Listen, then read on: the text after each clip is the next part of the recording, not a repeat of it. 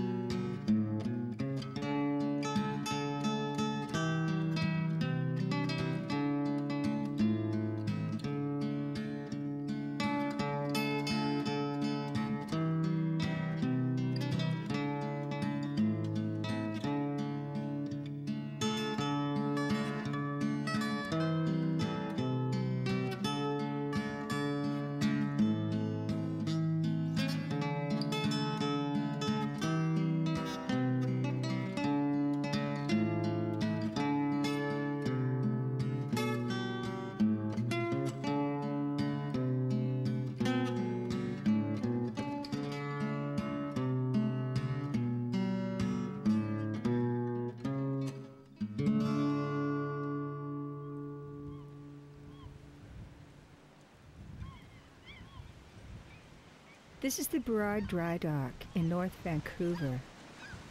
It is a ghostly reminder of a bygone era. It was once a thriving shipyard that produced dozens of merchant ships. During World War II, Canada owned the fourth largest merchant fleet in the world and was poised to become one of the world's great maritime powers. All that is left of this once proud fleet is the mutilated end of a merchant ship in this abandoned shipyard. Although Canada is surrounded by 3 oceans, there is not a single deep-sea ship flying the Canadian flag today. This is the story of what happened to our merchant fleet and the men who sailed the ships. I wanted to be a seaman. I don't know why. I heard about Hitler and I figured, well, here's my chance. So I signed on as a galley boy, and if he came near me, I'd throw a potato at him. I was armed with a paring knife, ready for war.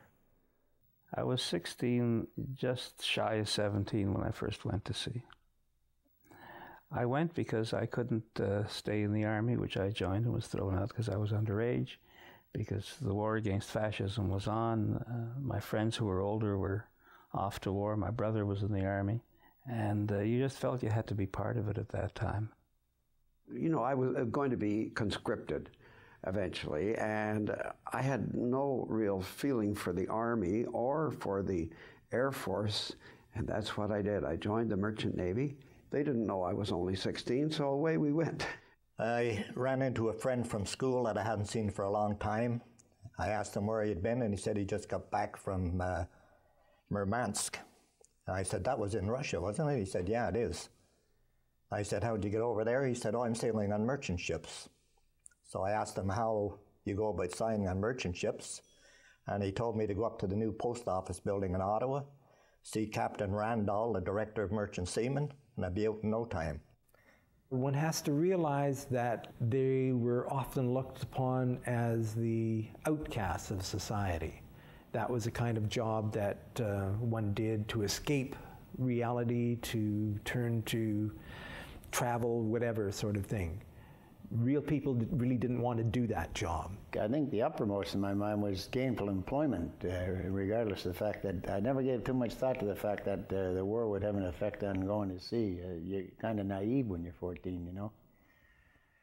But that one trip across the Atlantic on a gasoline tanker changed my way of thinking forever. 3 weeks before they sight land. It may be 6. It may be never. They have had ships cut from under them. They have been dragged from the hell of oil blazing on the sea. They see the horrors as well as the wonders of the deep. They don't get medals and they don't get prize money. They are the unofficial heroes of World War II. The whole North Atlantic was a suicide corridor. One convoy with about 100 ships was sent north to the idea that it'd be safer going north because there's so many U-boats in the middle of the Atlantic. They got up there and the U-boats were waiting for them. I think it was only 4 ships survived the attacks there.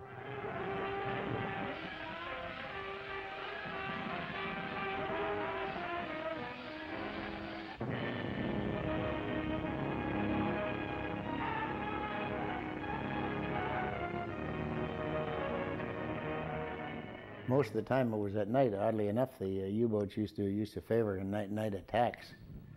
But usually all you'd see is a ball of flame. That's all. And it's pretty difficult to relate it with a ship.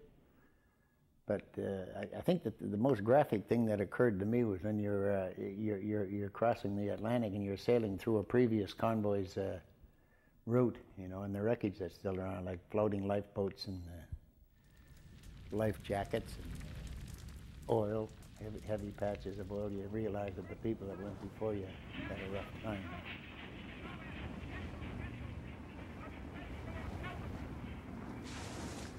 Far away from land, in the open ocean, the young seamen faced not only the danger of war, but the harsh reality of life on the ships.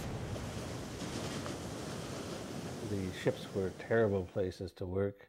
The companies were run by Neanderthals whose only thought was domination of the men because that's how they made the most money.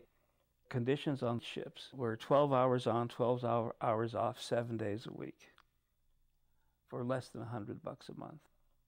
The food was bad. And obviously, there were 2 different types of food served to the officers and to the crew. The captain on the ship had more authority than God in them days. They could arrest anybody. The guy feeling sick and didn't want to go down to the engine room, the old man could put him ashore and say he was no good, he wasn't working. In each ship I sailed, I was outraged by the chief steward's conduct. They were constantly stealing our food and selling it illicitly to people on shore. But we all used to sleep up forward in the forecastle. Everybody slept in there. We ate there and slept there in one room. The mattresses were straw. Honest to God, they were straw mattresses.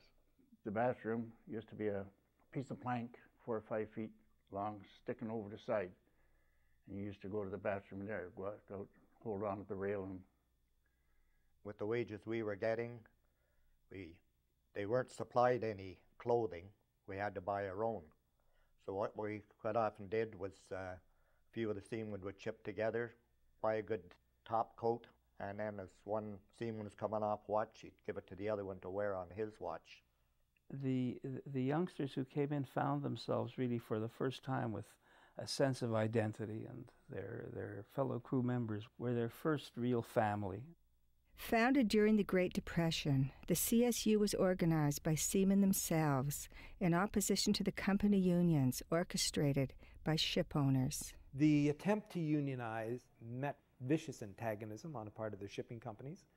The most vocal was on the Great Lakes through the Canada Steamship Lines, the Sarnian Colonial Companies, Patterson Companies, and these companies basically formed a shipping company association to counter the union movement. This was a time when working people were fighting for recognition of unions and for the right to organize without being attacked by company gangsters and the police. The master used to be God Almighty at sea, but our contracts usually pointed out that if a guy is elected by the majority of the crew, that the master has to listen to him. It's in the contract, When we got organized, got the unions aboard, things changed. We got mattresses, good mattresses, we got water coolers, we got refrigerators, we got everything. We never had none of that before. The union cared very much about its members and did everything they could in long, long negotiations, getting us better and better food. Every cabin had spring-filled mattresses, and they worked for those things without bringing on a strike that would impede the war effort.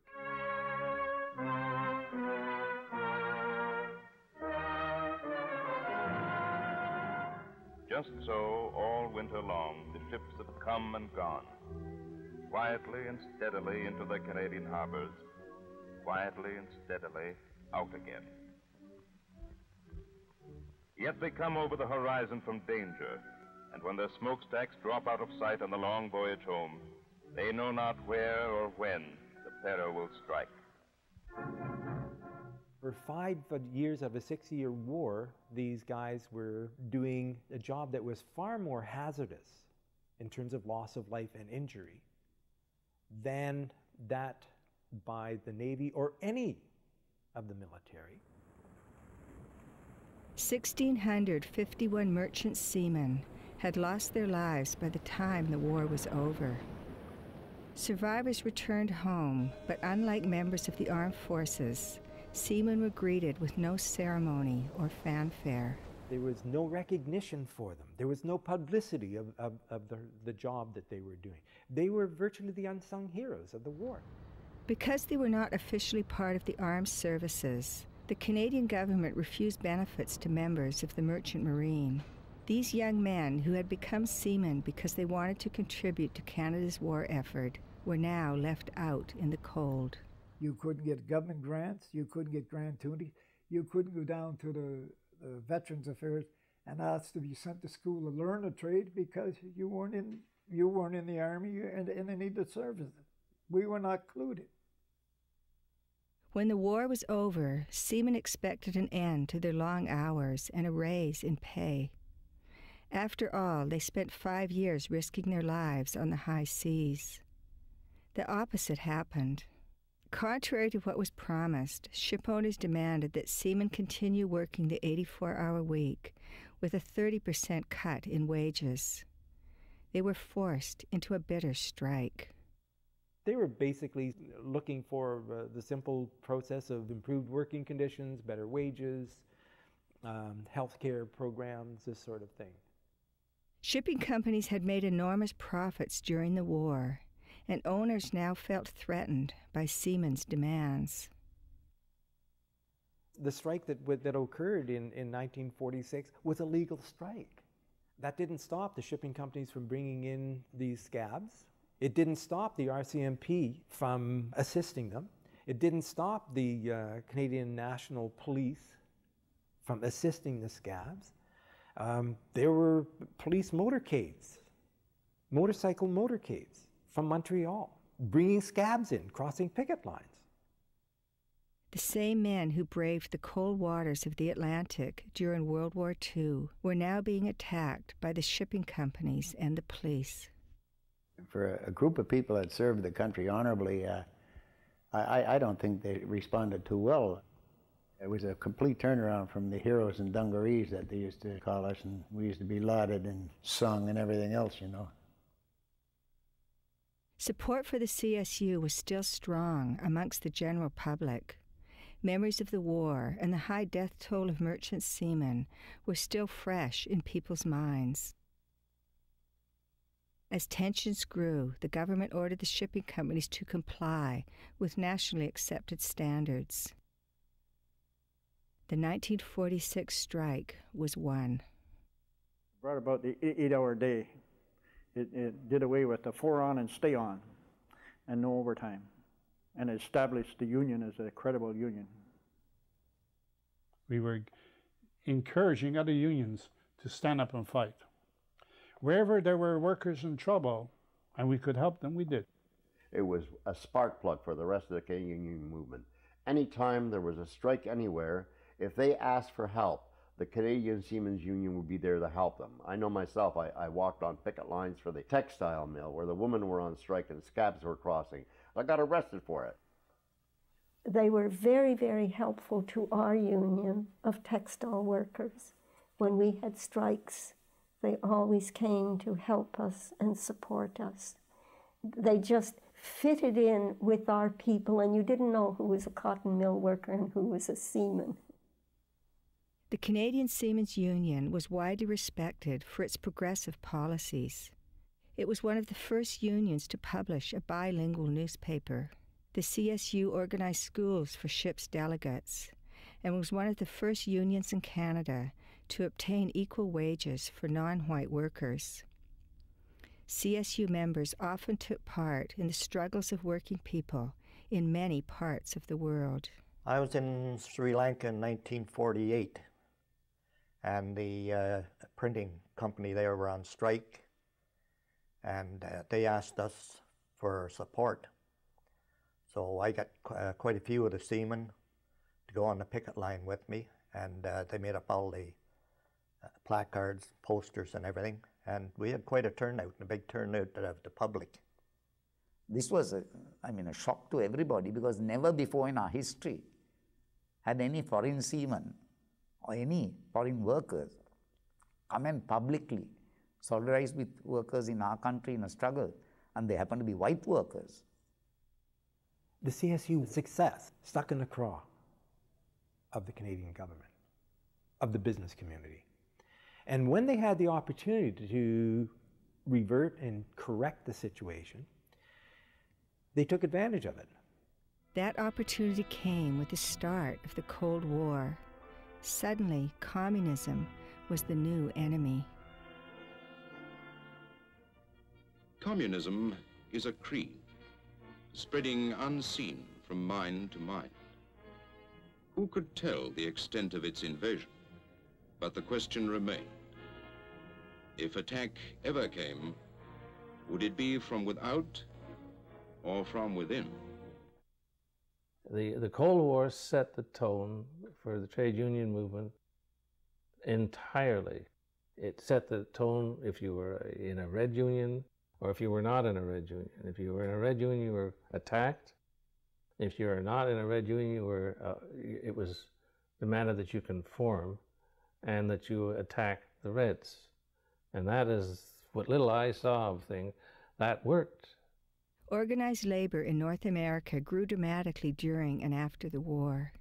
The Canadian Seamen's Union was part of a movement of trailblazing unions like Mine Mill and Smelter, United Electrical Workers, and the Canadian Textile Council, which were successful in getting better wages and working conditions. These unions were viewed as socialist by the conservative American unions based south of the border, who controlled their Canadian affiliates. One side of the union world, you had the goon philosophy, the goon mentality. Let's club them, and on the other side, Marxist. They really believed there would be more equality in the world. There were people that were communists, and some of the leaderships that were communists. But these people were more like nationalists. Nobody was going to sell the country out to Joe Stalin or something like that. These people were looking and fighting for the rights of working people here in Canada. And this didn't play well with the ship owners. And they just joined on the bandwagon of the United States and branding whoever they didn't like or whoever spoke out as communist. It was, I'm telling you, I lived through that period, and it was a scary time. It was an hysteria. And so every demand for justice, every criticism of injustice was met by that. Sometimes we forget that the options were limited. You did not have the kind of a trade union movement that you have today. You did not have the kind of a political setup that you had today. And if you were a worker, you got help from who'd help you. Not, you didn't sit down and ponder the possible realities of life in the Soviet Union or any crap like that. They helped us, yes. They helped us raise funds for bail when we were in jail. They gave us shelter and homes. The communists did an honorable job. They did an outstanding job in developing the industrial unions. First of all, we began with the CIO, the CCL here, and developing the industrial unions and moving on to the Seamen. They did a fantastic job. and at great personal sacrifice. For some on the left and in the labor movement, the pressure of anti-communist hysteria and witch hunting was taking its toll. In 1947, Pat Sullivan, president and founding member of the Canadian Seamen's Union, made a surprising about-face and publicly denounced the CSU as a subversive organization. It was a really sad day for us, because Pat Sullivan was one of the original organizers of the Canadian Seamen's Union on the Great Lakes in 1936. But it turned out he must have been an opportunist and just waiting for a payout. He was for sale. He was beginning to be important and rising in the atmosphere of labor statesmen, so he thought. But he was telling the bosses that he was up for sale. That, and of course many other things he did, they got the message. Pat Sullivan renounced his communism and denounced the communists for having led the CSU, said the CSU is nothing more than dictated by the communists, this sort of thing. It fit perfectly with the McCarthyism of the United States and the anti-communism. To replace Sullivan, a 30-year-old Montrealer named Harry Davis was elected president of the CSU. Like all members of the Union executive, Davis had served on the ships as an ordinary seaman. His experience proved crucial as the Union entered a battle for its very existence. On the one hand, the government decided that it was going to get rid of its seagoing merchant ships, when in fact taxpayers had built a seagoing merchant navy for Canada. The American ship owners and others, and even the ship owners here, did not want Canada to have an international seafaring merchant navy. So that the government went after the Canadian Seamen's Union. The only way they could destroy their seafaring merchant navy was over the dead body of the Canadian Seamen's Union, because those men protected those jobs. And that's when the real war began against the Canadian Seamen's Union. In an unprecedented move, the American Seafarers International Union, the SIU, was called in from across the border. I believe that the SIU came in because Canada Steamship Lines, along with representative of the Canadian government, and in particular I think C.D. Howe, felt it was appropriate to replace the CSU. The Liberal cabinet arranged to bring in a mobster from the United States, Hal Banks, a real hardcore gangster, and he brought in his Seafarers International Union, and they introduced it into our ships with bicycle chains and baseball bats. This was not just a amateurish project of bringing in Hal Banks to defeat the CSU in 1949. As Hal Banks admitted himself, they had expert PR people, expert media people. They had the support of the government, of the business community.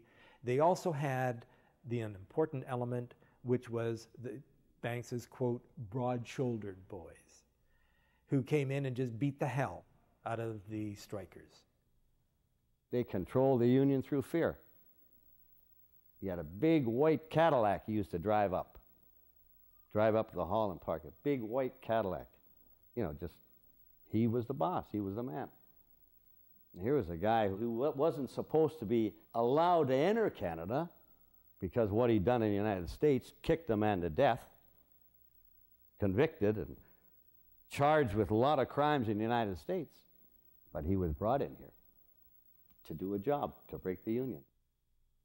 In addition to attempts by the SIU to take over ships organized by the Canadian Seamen's Union, the government recommended a new contract that would allow ship owners to hire non-union workers and foreign seamen. The union fought back. It was an inevitable strike. It was a strike that we could not have avoided. It was forced on us. We had the attitude there as a group that we'd rather be dead on our feet than alive on our bloody knees again, you know. So we weren't tolerating the rollbacks.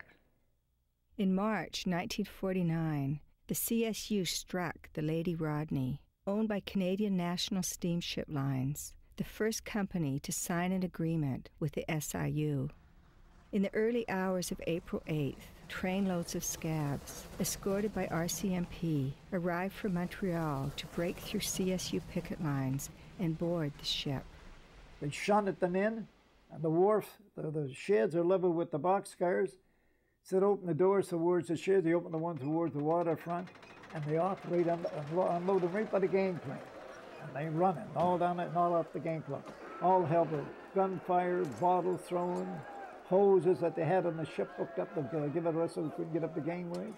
Then they pull out the trains, and there the doors were open, they're just blasted with fire hose in the cold middle winter. One of the men on board started firing live ammunition with a shotgun at the strikers who were on shore. I mean, all hell broke loose. There were 8 guys who were hit. After that morning, I said, well, they're not going to stop at anything. The Lady Rodney incident marked the beginning of similar confrontations all over the country. Ship owners on both coasts began signing contracts with the American Union. Police and SIU scabs, armed with hardwood axe handles and baseball bats, attacked CSU crews and boarded the ships. We went to St. John's to reinforce the picket line, and all of a sudden we look over and we see all these big trucks backing up to the picket line. Fowler moving in transport, St. John, New Brunswick. All of a sudden, the back of the trucks open up. Holy mackerel, I'd jump about 200 mounted police, all dressed in battle dress with steel helmets and clubs. And the officers had these leather things about 2 feet long. They have lead in the tips, so when they whack you on the head, they really kind of break bone. These guys came for battle. They just came and they just jumped out and just smashed the hell out of everybody. You had vicious brutality. You ended up with strikers being thrown in jail for not just a couple of days, but getting sentences of a couple of years and massive fines. Scabs simply released. We knew not too long after we were, after a few months into the strike that the handwriting was on the wall, This is a little more than a strike for better conditions, You could feel it in the air. It was almost electric, The dispute spread around the world as hundreds of unions took action to support the Canadians.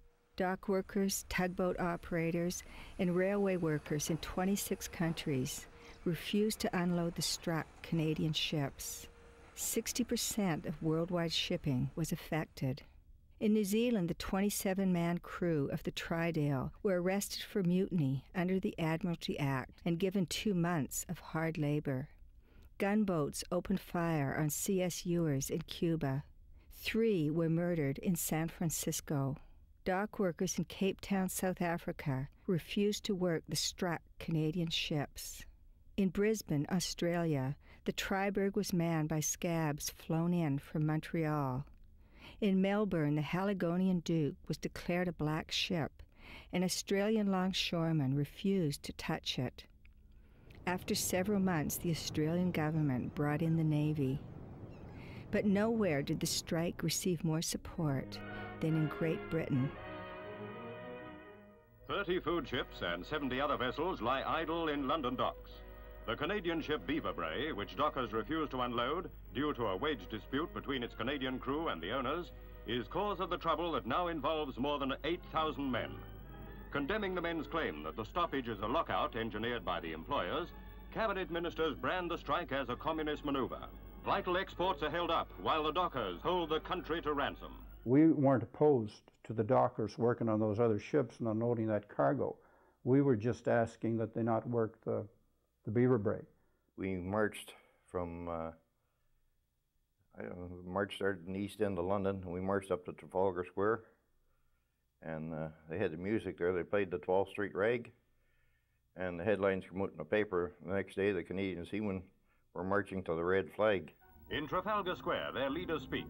First is Harry Van Loo, Doc's committee member and Labour councillor, who says he is not a communist. From the two so-called black ships, Beaver Bray and Argamont, are Canadian seamen. For the Canadians speaks Bud Doucette, another self-stated non-communist.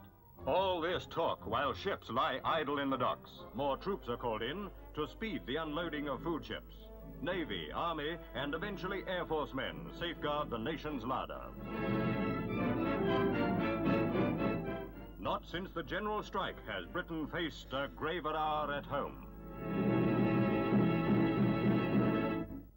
We had the printing of the whole world tied up for a while there, but it didn't last. What was to become the biggest international strike of the 20th century tied up major ports around the world and cost ship owners significant profits. In Canada, the unrelenting anti-communist campaign was turning public opinion against the CSU. The press was totally biased.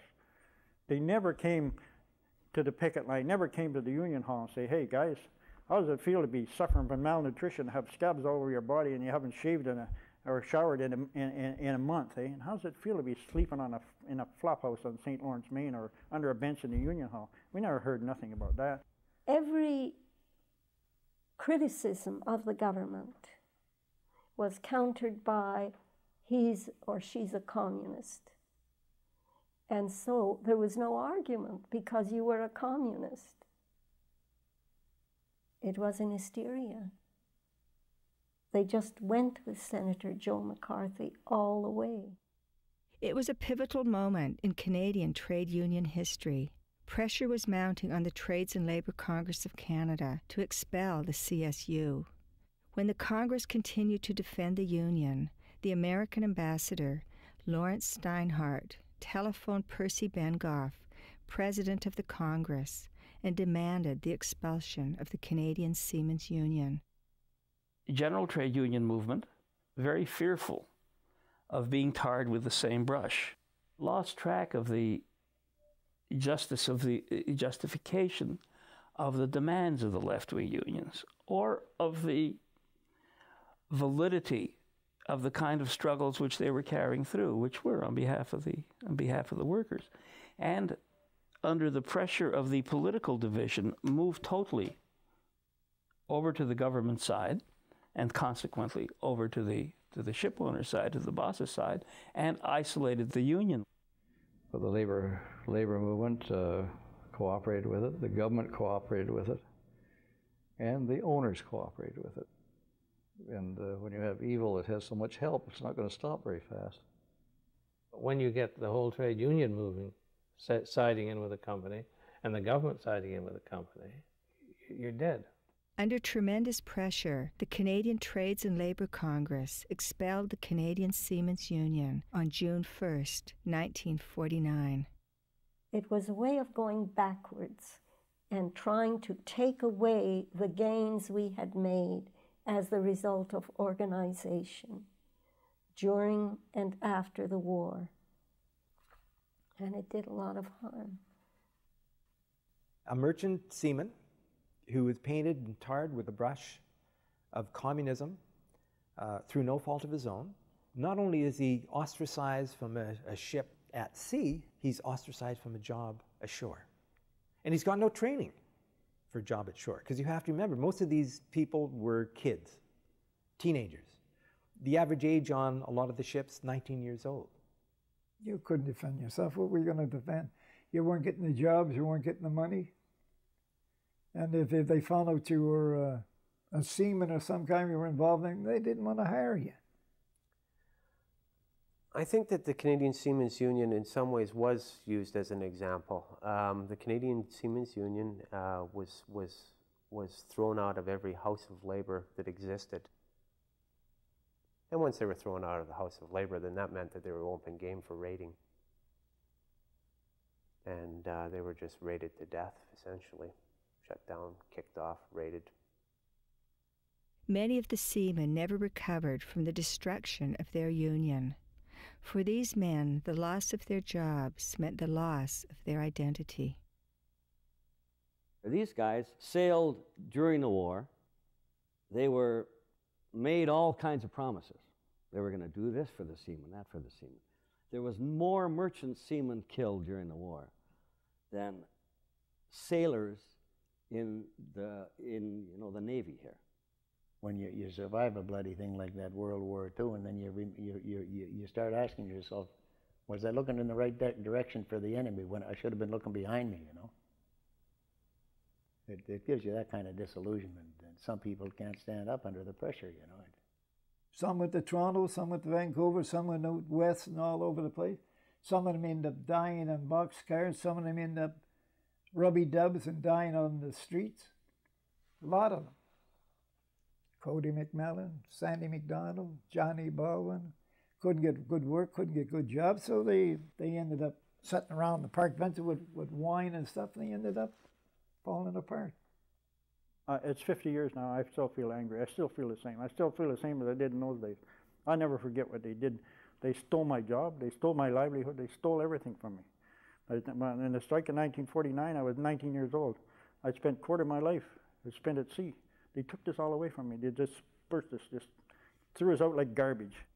George Fraser sailed on the very last CSU ship between Halifax and Montreal.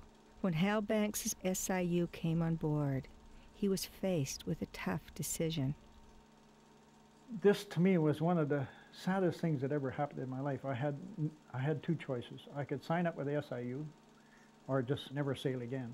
I put 20,000 hours on the wheel and 20,000 hours on lookout. I could splice wire. I could do anything. I could paint. I could do anything on a ship. But where else could I work? Hal Banks's blacklist banned thousands of experienced seamen from ever working on Canadian ships again. Those that did sail were forced to prove they were not part of a subversive organization. We had carried a screening card in your back pocket or you didn't ship. It involved your whole life story, from the day you were born, every school you went to, you know, where your father came from, what his politics were, what everything was. They had all this data on you and they fingerprinted, and all this stuff was illegal, but they still went ahead and did it. Now that the CSU was gone and the SIU was in place, there was little to stop the government from selling off the Canadian merchant fleet. Canadian government stated that they were getting out of the merchant service and the merchant navy. The Prime Minister, Saint Laurent, said we can't afford it. The Americans could afford it, the Brits could afford it, but Canada didn't want to afford it. In spite of strong public sentiment in favor of maintaining the merchant service and the shipbuilding industry, the Canadian fleet was sold. Long before the term privatization was coined, one of the largest sales in Canadian history of a publicly owned asset had taken place. That's why they wanted to break the CSU, to get rid of the ships. You know, they used the communist scare in those days. They said, we got to get rid of those guys because they're all commies, and we're concerned about Canadian ships. The fact of the matter is, soon as they broke the union is when the employers had a free hand to dump the ships, to put them all under foreign registry. Some of the ships were sold to Great Britain, many to Greece, but the majority went to the Great Lakes shipping companies on condition that they reinvest in Canadian deep-sea shipping, a condition never fulfilled. Ironically enough, they were selling those ships for a song. We were still paying for them 20, 25 years after the war. Still paying for them, and they were sold at bargain basement prices already. The government's intention to get rid of the merchant navy worked very, very effectively. Within a decade, there was no Canadian merchant navy. It was the end of the Canadian merchant fleet. The opportunity to have our own ships and shipbuilding industry had been destroyed. Runaway ship owners started hiring foreign crews at much lower wages. and registering their vessels offshore. Instead of Canadian flag ships carrying our goods around the world, we became dependent on other countries in a new global practice called flags of convenience. Flag of convenience is a nationality that a ship owner will choose to attach to his ship other than his own nationality. You can basically fax off the details of your ship to the shipping maritime department of that particular country, like Panama, the largest flag of convenience country, and submit your tonnage tax, which is a very, very small amount of money. That money goes into the coffers of that government. They don't ask anything more or make any requirements upon the ship owner. He can hoist that flag and sail under the laws of Panama and basically be home free. The ship owner can save himself up to $700,000 on an average size ship. That's $700,000 US per year by operating in a substandard manner. Not replacing steel on the deck that's totally corroded through, or frames that have come away from the hull of the ship, not fixing and welding those so that they're strong again, knowing full well that this ship is in this condition. He'll send it out with a cargo because he can afford to. He's saving $700,000 a year. Below, a frightful sight. The gigantic bow of the flare is drifting away. 4 seamen miraculously survive by hanging desperately to an overturned lifeboat. 15 bodies are recovered and 6 crew members are missing, most of them Filipinos.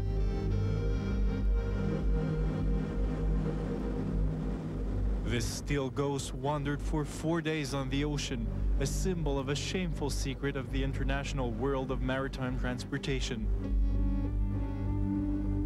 In the last decade, more than 100 bulk carriers have sunk, claiming almost 700 lives. That vessel was detained and found deficient in Montreal the year before. It was still deficient after it left Montreal, I'm sure, and it became more and more deficient throughout that course of time. And I think there were 6 survivors, 23 lost.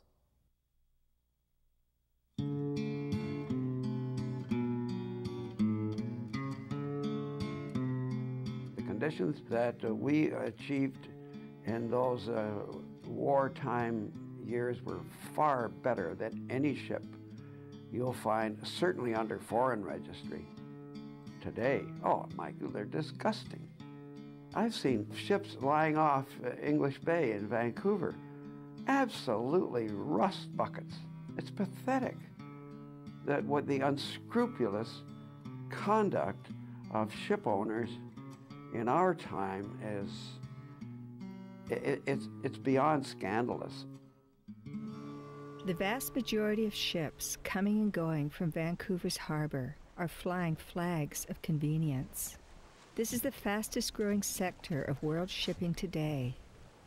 Although flag of convenience ships represent only 25% of the world's fleet, they carry more than half of the world's cargoes.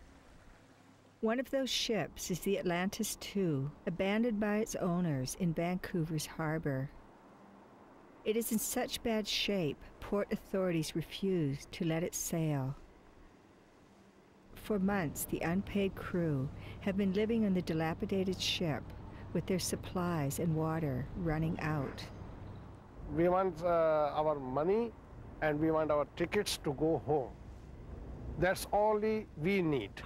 They are facing a long legal battle and uncertainty as to how they are ever going to get back home. All Canadian deep-sea shipping companies fly flags of convenience. Canada Steamship Lines International operates a fleet of bulk carriers under foreign registry. The company is solely owned by the family of former finance minister and later prime minister Paul Martin. Paul Martin is a Canadian citizen, and he has a Canadian operating based company called Canada Steamship Lines. And all of his internationally trading vessels are flying the flags of Liberia, Bermuda, Bahamas, and those sorts of things. The reason Mr. Martin chooses to do that is so that, one, he doesn't have to pay Canadian taxes on his worldwide assets or earnings. Two, he doesn't have to employ any Canadians on his vessels. He can put Indians or Filipinos or Ukrainians or whatever he likes on there. Three, he's not regulated by any Canadian social or safety standards. And four, he's not regulated by Canadian structural standards for the safety of the ship, its actual structural integrity. Ironically, Canada Steamship Lines, the same company that was actively involved in breaking the Canadian Seamen's Union in 1949, is still involved in anti-union activities today.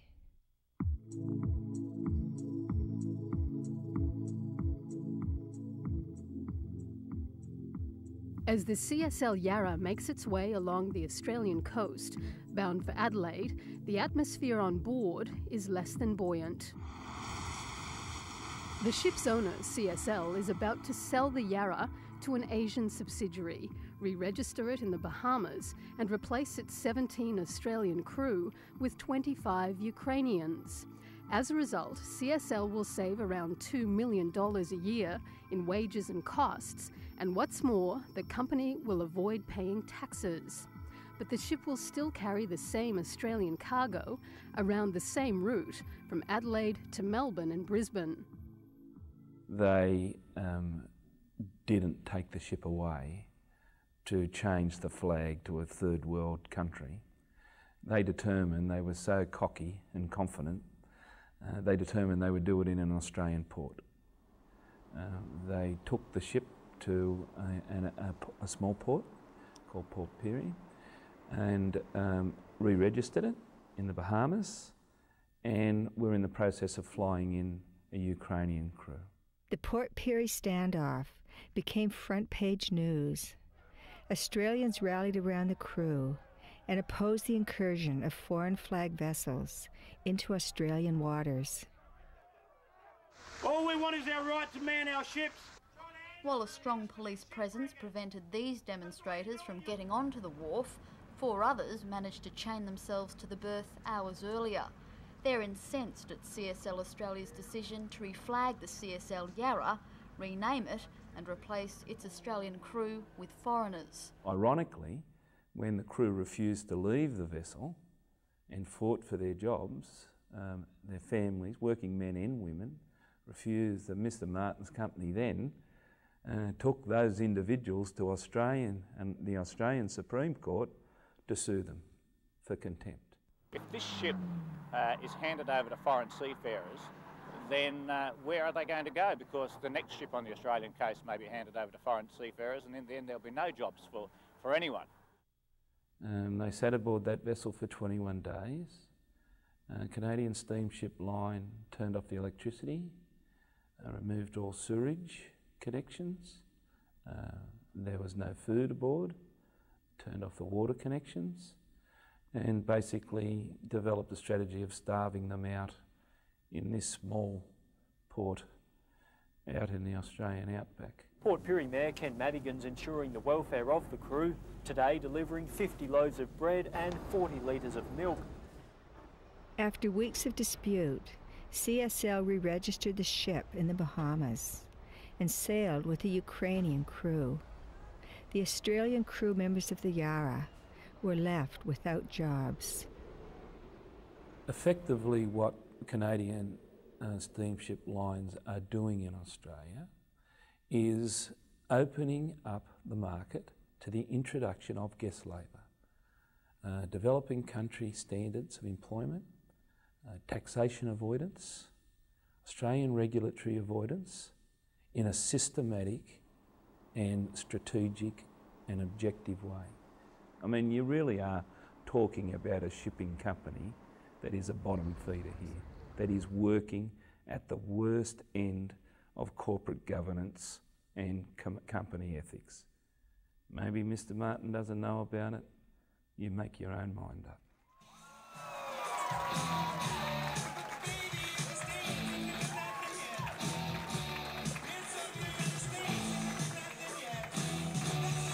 Is there a break the mold of conventional wisdom. We're gonna shrug off the old assumptions, and we're basically going to chart a new course. We are going to lay the foundations. I want a government that is eager to change, a government that is prepared to turn the page, so that we can make history. Thank you.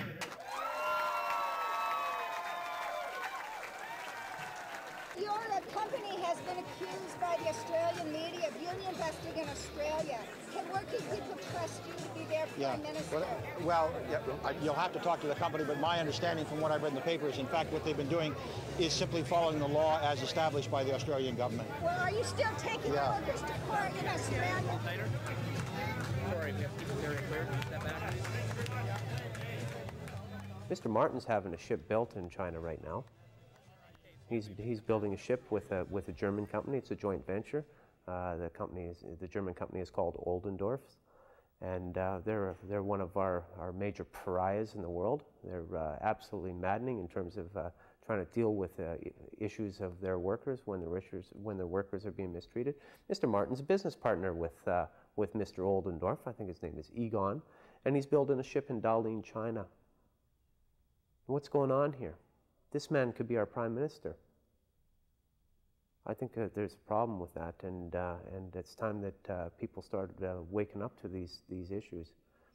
I don't think the Canadian Seamen's Union would have let that opportunity pass. We're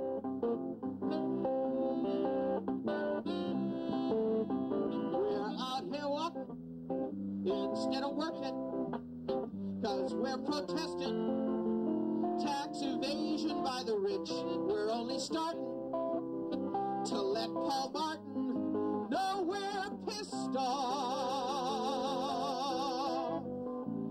There's one thing about Paul Martin. Paul Martin's going to tell each and every one of us Canadians that you people have got to understand we're trying to make this country work, and you've got to do your fair share.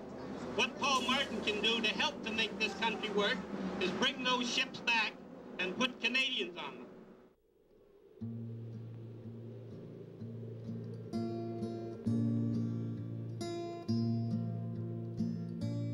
They promised in wartime they were going to save the merchant fleet. Canada would have a merchant fleet.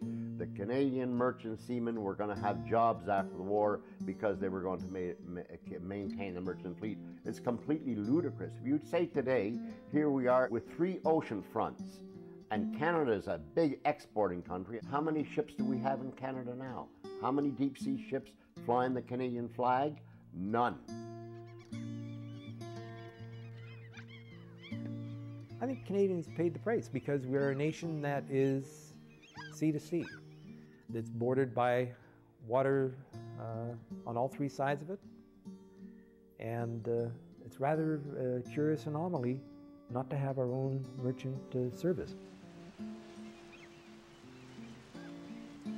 The shipbuilding industry has never recovered from the sell-off of the Canadian merchant fleet. Tens of thousands of jobs were lost, and a vital part of the Canadian economy was dismantled. 50 years ago, the Canadian Seamen's Union challenged the global shipping industry as no one has done before or since. The CSU's success in bettering the lives of merchant seamen remains a remarkable achievement. You'll never see it again, not in my time. And I don't think anybody else ever see a union like that. That come up from nothing and really made something, really brought the ships right out, brought them right up to standard. With the track record that union had, why in the world it would ever be destroyed, I mean, arranged to be destroyed by the government and the goons that they brought into Canada. I could never forgive it. But I think it's important that we know that so that people, you know, if this a kind of situation ever comes again, we can get the public involved in stopping such a destructive act.